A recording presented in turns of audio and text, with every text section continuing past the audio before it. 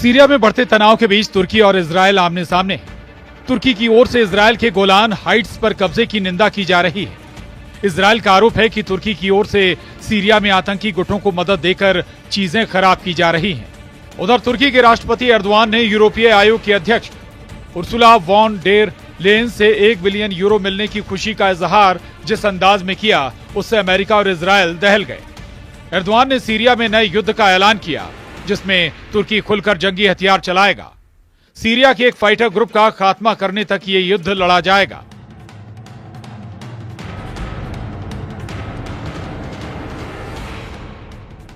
Islamic state समूह PKK, Kurdistan workers party और उनकी शाखाओं के खिलाफ लड़ाई हमारी बैठक में चर्चा किए गए मुद्दों में से एक थी।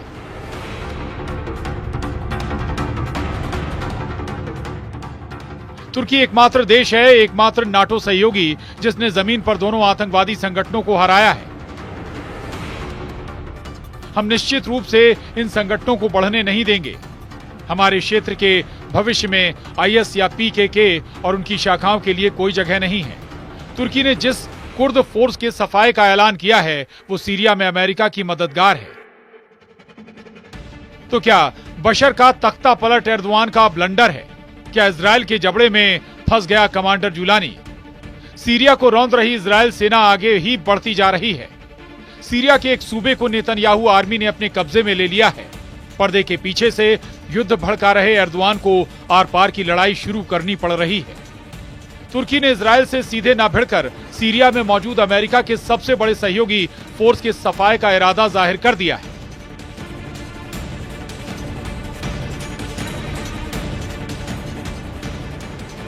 कमांडर जुलानी के फाइटर ने नई लड़ाई शुरू कर दी है। सीरिया में बशर को भगाने के बाद एर्दोआन का ये कमांडर भीषण खून खराबे का मिलिट्री ऑपरेशन ऑन कर चुका है। इस बार एर्दोआन ने जुलानी को 40 लाख लाशें बिछाने का कॉन्ट्रैक्ट दिया है। इन्हीं लाशों को पाटकर सीरिया में एर्दोआन का खलीफा वर्ल्ड बनाया जाएगा। सीरिया के बेताज बादशाह और HTS सरगना जुलानी को जरूरत पड़ी तो इस बार एर्दोआन एटम बम भी सौंप सकते हैं। विद्रोही लड़ाकों के कई ग्रुप ने जुलानी के ऑपरेशन क्लीन कुर्द की शुरुआत भीषण खून खराबे से की है।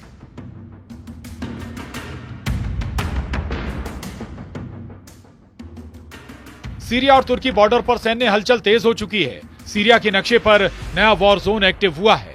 सीरिया तुर्की बॉर्डर पर सीरियन नेशनल आर्मी का कब्जा है। तुर्की समर्थित ये फाइटर ग्रुप सीरिया के कुर्द फाइटर के सबसे बड़े दुश्मन है। जहां पर SNA का कंट्रोल है, वहां तुर्की की मिलिट्री और हथियारों की जबरदस्त तैनाती का दावा किया गया है।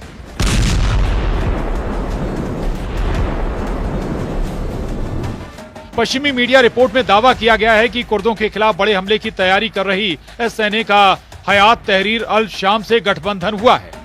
इस बीच रिपोर्ट्स हैं कि तुर्की ने सीमा पार करके कुर्दों की कंट्रोल वाले इलाके में हमला करने के लिए बड़े पैमाने पर सैनिकों और सैन्य उपकरणों को जमा किया है।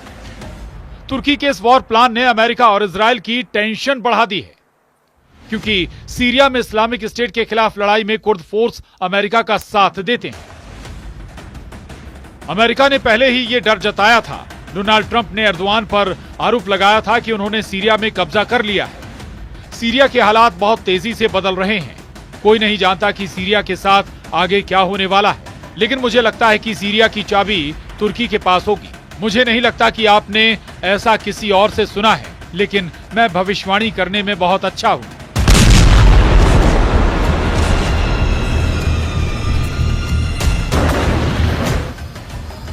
सीरिया में इजरायल और अमेरिका को झटका देने के लिए एर्दोआन ने कमांडर जुलानी को पूरी छूट दे रखी है।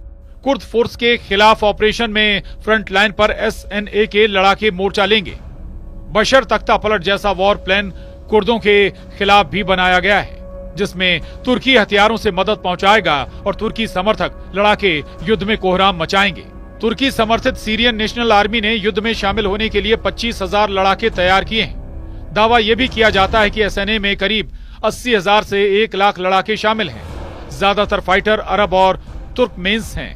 2021 में SNA के 2 गुट बने थे, एक आजम ऑपरेशन रूम और Syrian front for liberation. SNA लड़ाके लीबिया सिविल वॉर में हिस्सा ले चुके हैं। नागोर्नो करबाख की लड़ाई में इन कट्टर लड़ाकों ने अजरबैजान की तरफ से जंग लड़ी थी। सीरिया में एसएनए की बनाई अलग अंतरिम हुकूमत है।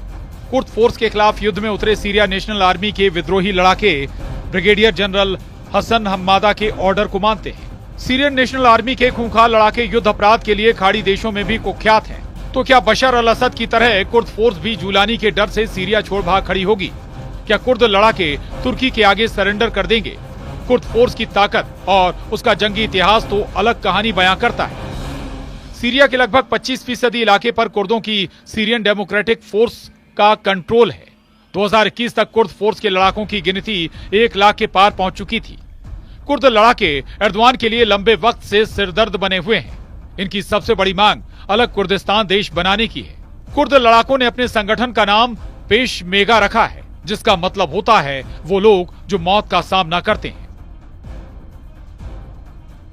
मतलब कमांडर जुलानी के लड़ाके अगर सिर पर कफन बांधकर युद्ध लड़ते हैं तो कुर्द लड़ाके भी जान हथेली पर रखकर दुश्मन से भिड़ते हैं। यानी ये युद्ध बशर अल असद के सरेंडर के जैसा नहीं होगा। तुर्की को बराबर की टक्कर देने के लिए कुर्द फोर्स ने भी तैयारी कर रखी है। कुर्द लड़ाकों को इस वॉर में इजराइल की तरफ से बिना मांगे समर्थन मिलने जा रहा है। इजराइल ने सीरिया में जैविक हथियारों की तबाही का मिशन शुरू कर रखा है। इस मिशन में जो भी बीच में आएगा उसे इजराइल नहीं छोड़ने वाला। इजराइल के राजदूत रूविन अजार ने इस ऑपरेशन की डिटेल कुछ यूं दी है।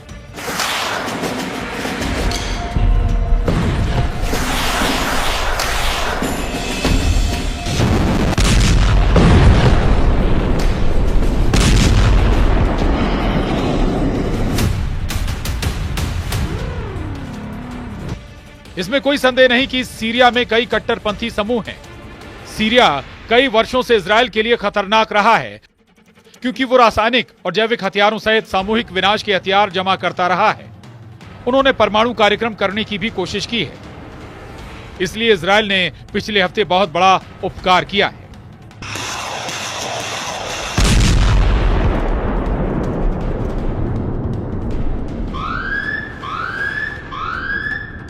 इजराइल सीरिया में दुश्मनों के खात्मे तक हमले जारी रखेगा।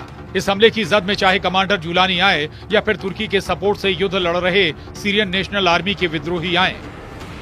इजराइल की मिसाइलें तार्तुस और दमिश्क में तब तक फटेंगी जब तक नेतन्याहू को यकीन नहीं हो जाता कि हिजबुल्लाह और आईएसआईएस जैसे उसके दुश्मनों का दम उखड़ गया है।